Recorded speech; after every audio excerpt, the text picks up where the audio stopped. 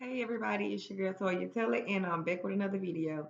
This is the review of Tyler Perry's Sistas, Season 4, Episode 18. The title of this video is Enemies of Mine. So we start this review off with Zach. He's still in the interrogation room, and the lawyer said that he's been put back on probation because of the child support situation. And now he is dealing with the case where he could be looking up to 10 to 15 years in jail. So, um, after receiving the information, Andy said she was going to do what she could. And so, when she left, Fatima and Zach, they started talking. And Zach was just telling her, like, basically every time I try to come up, it's something that knocked me back down. And I'm just like, damn, I know that feeling. I can relate to that. I can really relate to Zach on that. But hang in there, brother. Everything gonna be all right. So, Fatima was basically trying to tell him that everything's gonna be okay, and if things don't work out with what Andy's trying to do, then I'm just gonna break you up out this bitch.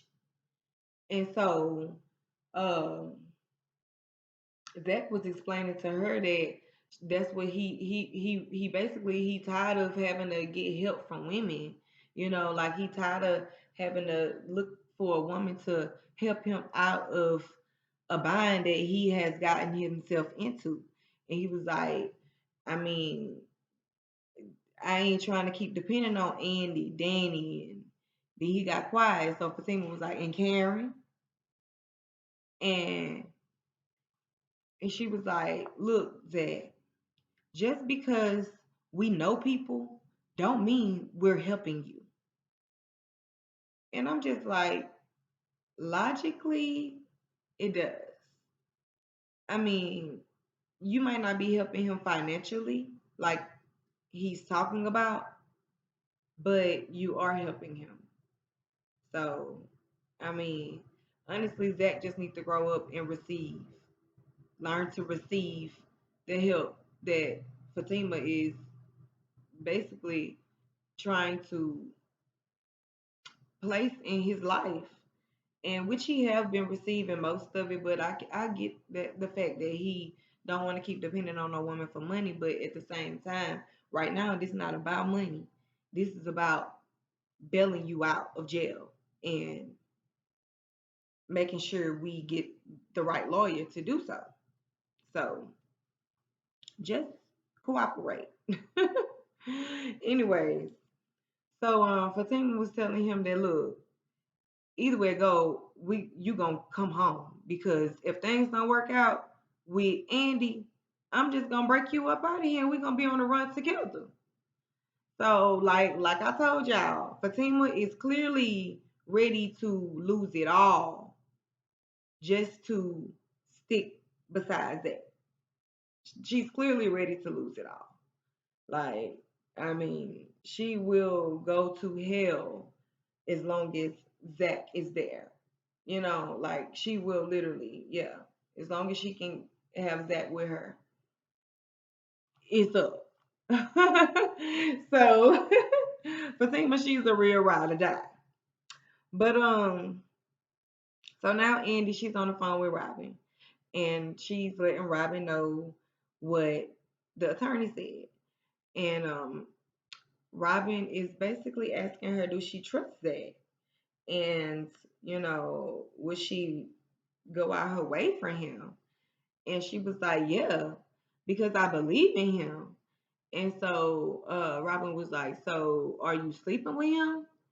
And Andy said, no, I'm not sleeping with him. First of all, my best friend was with him for years. And now Fatima is dating him. So where does that make sense with me sleeping with him? And then Robin, he told her that he was about to call the DA's daughter because Andy was unsure who was Zach's DA. So he about to call the DA's daughter to find out. And so Andy had to ask him a quick question. Excuse me, are you sleeping with the DA's daughter? Since we're asking questions now. So Robin got the nerve to tell her, got the nerve to ask her, is she jealous? Oh, so we jealous now? I mean, clearly we must be, because you just asked me the same question. So yeah, we must be jealous now. That's what I would have told him. But now we see Maurice and Q. He's cooking breakfast for Maurice and telling Maurice that he's looking for a job and he's about to apply at different restaurants to be a dishwasher. And Maurice, he was being sarcastic with Q, telling him to come apply at the bank, talking about I'm sure they would love to hire someone that tried to rob the place. And so now we see Calvin walking out the bedroom, and Maurice showed him the picture of him laying on Q's lap last night. And not Q, but Calvin, he was baffled about it. Like he couldn't believe his eyes. So Q told him that he was just trying to help him because he was sick. And people can die when they throw up. So he was just trying to help him. Now y'all know I'm side eyeing it because Q, you clearly had on no clothes, strictly just boxers, just briefs, only briefs, and you just trying to help. Okay, so now we see Avery. He comes to Karen's salon because he mistaken took some keys that was at her place. So he came to bring her the keys, and Karen told him those aren't my keys. And he was like, "Oh, so who keys are they?" And she was like, "I don't know. Let me see them." And she looked at them, and she was like, "Where you got them from?" And he was like, "I got them out of your place." And she was like, "Oh." And he was like, "Oh, those are familiar." And she said, "Actually, these are Zach's keys. He must have left them when he moved out." So I'm confused. Zach keys to what? To Danny's place? To his bicycle lock? Zach keys to what? To your place, Karen? Because I'm confused. I mean, Zach didn't have a car. He didn't have a place. The only keys he probably would have had was the keys to Danny's place. Your keys to your place, Karen. Or the keys to his bicycle lock. Because at the time, that was his transportation. So I'm trying to figure out what kind of keys are these? And why is it so important for Zach to get them back? Because now, when Aaron leaves, Karen is telling Pam to call Zach to tell him to come pick up the keys from her salon. So I'm like, Karen, if you want some of Zach's penis, just say that. Just say that, boo. Because clearly you done lost your mind. And we can see right through you. Because Pam said that, look, I just send the keys over there to him instead of telling him to come to the salon to pick them up. That's senseless. Especially if you done had the keys at your place, Karen, all this time, unknowingly. And he ain't even called you or bothered you about the keys yet. Like Pam said, evidently he don't want the keys. They must not be important. He must don't need them no more. So that's just a way to get Zach over there. But anyways, so Pam tell her that she can't call Zach no way because Zach is in jail. So Karen was like, he's still in jail? And Pam said, oh, you know? And Karen said, mm-hmm. He in jail for fighting.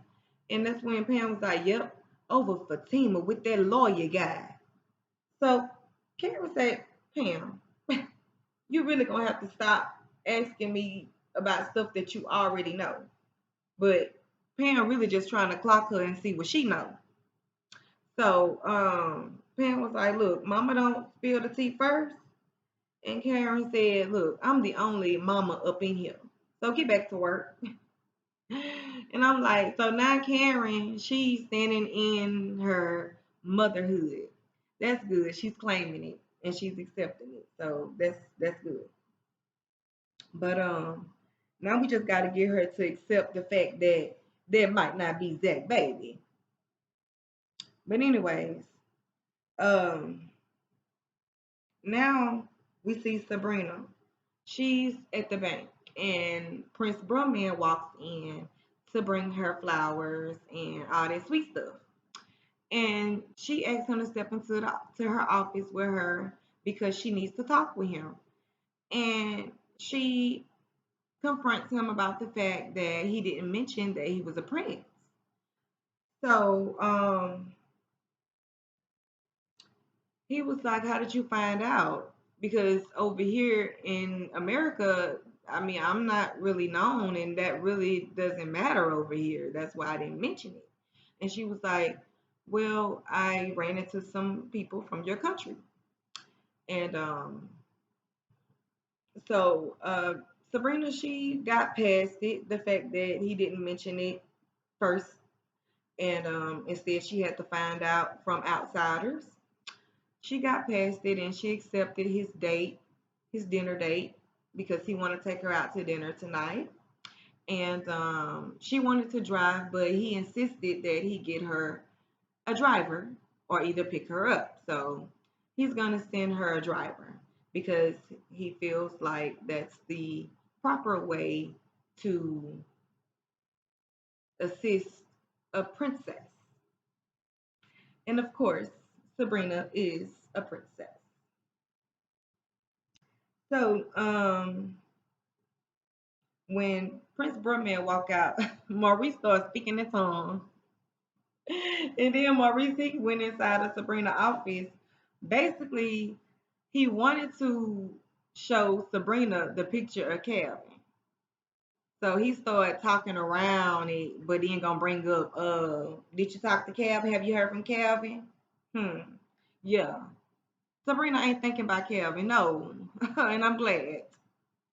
But Maurice was just trying to throw that up so he can somehow post some tea, some hot tea in Sabrina's cup about Calvin and Q. When really that wasn't even what it was, but Maurice just in his feelings. But anyways, um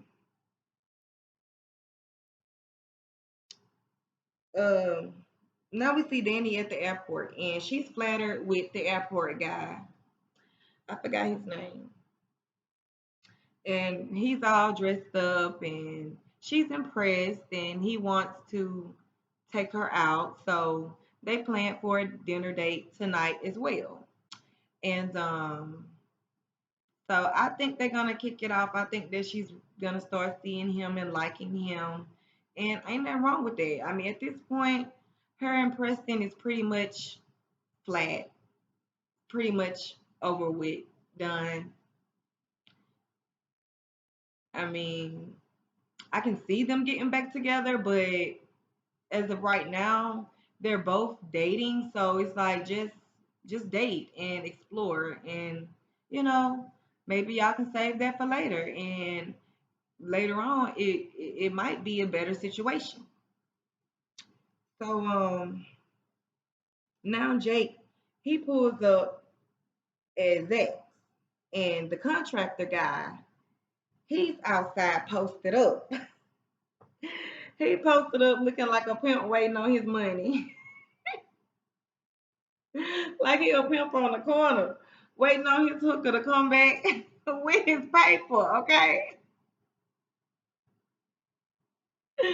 Oh my God. So Zach, I mean not Zach, Jake, he get out the car. He was like, "Is Zach here?" And the contractor guy, he was like, "I don't know. I'm waiting on his ass. He owes me money, and I've been calling his ass all day, and I ain't getting no answer." So Jake, he was like, hold on, wait. How much do he owe you?" So he was like, "He owed me 3,500, and I gotta pay my guys. So I need my money now." So Jake, he write him out a check. And so the contractor guy, he was like, "And this check bet not bounce." Then he pulled off. Jake was like, "You could have said thanks, asshole." The whole time Jake standing outside Zach's house, and he trying to get in touch with Andi to find out where is Zach. So Andi answered the phone, and she was like, "How do you know?" Because Jake was like, he worked for Gary. So Andi was like, "How long you been working for Gary?" And Jake was like, "For quite some time." And he was like, "I've been trying to get in touch with Zach, and it's not like him to not answer the phone." And Andy was like, "How do you know Zach that well to know that it's not like him to answer the phone?" So Andy, she's really suspicious right now. She's trying to figure out who is this Jake guy and what is he doing looking for Zach, because he's affiliated with with Gary, and Andy already know Gary ain't no good. So she told him that she'll give him a call if she hear from him, and she jotting everything down as she's talking to him. So she's on to him, and clearly I don't think Jake is on to any suspicious activities when it comes down to Zach, but Andy don't know that yet. So now Preston, he pulls up in front of Zach's place looking for Zach. Everybody looking for Zach. So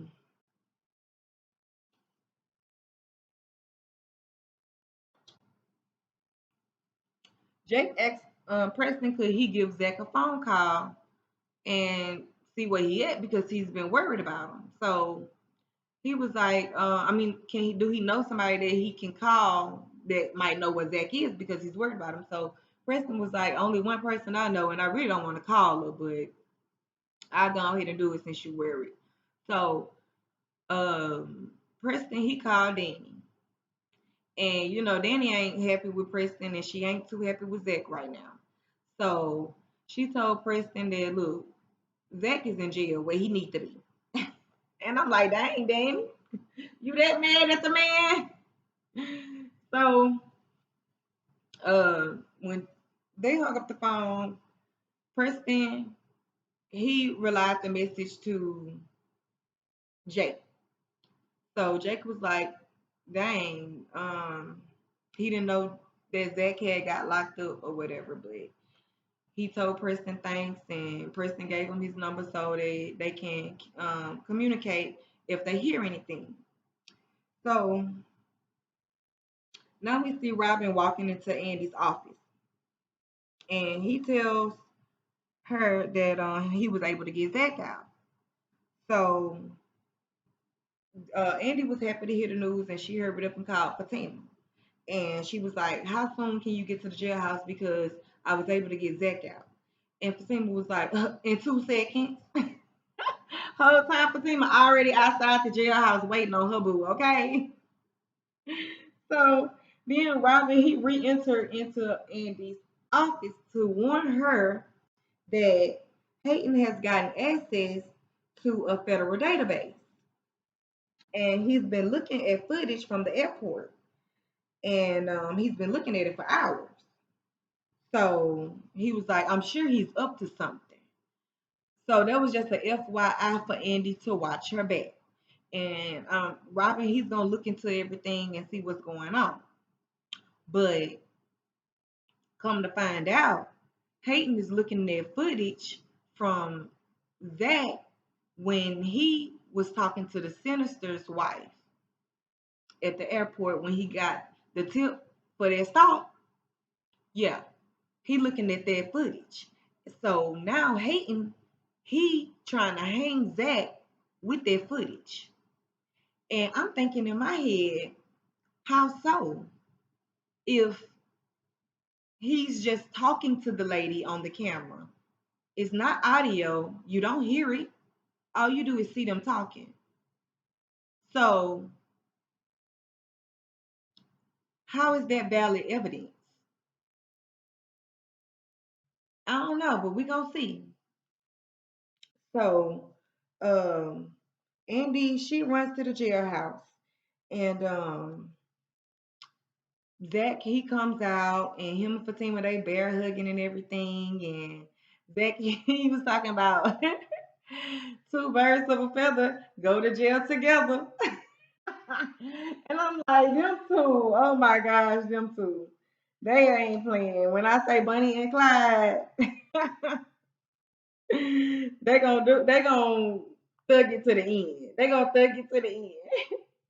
So now we see Gary in his office, and he pacing back and forth like he's so all over the place. It don't make no sense. All because Andy over there in the penthouse that he bought her, that he got to make sure he tell everybody he bought her.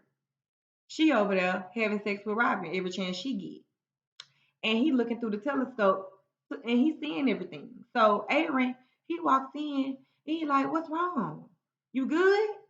And Gary, he pacing back and forth. He like, "Nah, man, she over there having sex with another dude in the penthouse that I bought her." So and Aaron was like, "How do you know this information?" And Gary, he went on and confessed. He was like, "I've been spying on her through a telescope." So he done seen everything. And Aaron, he was like, "Okay, so if you bought her the penthouse and you clearly told her that she can do what she want with it, why are you mad? Like, I mean, she ain't doing nothing wrong if you told her she can do what she want."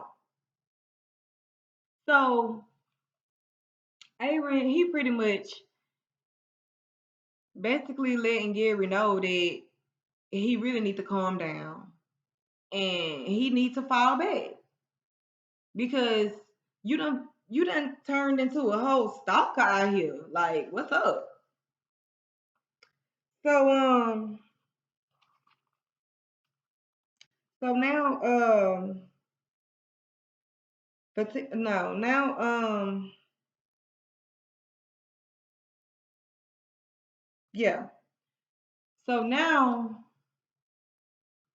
Aaron, he basically telling Gary some real ass shit. And Gary, he don't want to hear it right now because all he want to hear is Andy. That's it. That's it. But honestly, a lot of this is karma coming back around on Gary. A whole lot of it. From what he did to his wife, well, his ex-wife, Jasmine, and what he did to Andy. And continuously what he's doing. So I don't feel bad for you, bro. But anyways, y'all, that was all for this week's episode. And I'll be back with the trailer prediction for next week's episode. Until then, thank y'all for watching. This is your girl Toya Telly. If you have not subscribed to my channel yet, please go ahead and do so. And also hit that notification bell button so you know when I come through with more videos. Until next time, I hope y'all have a great night. Peace.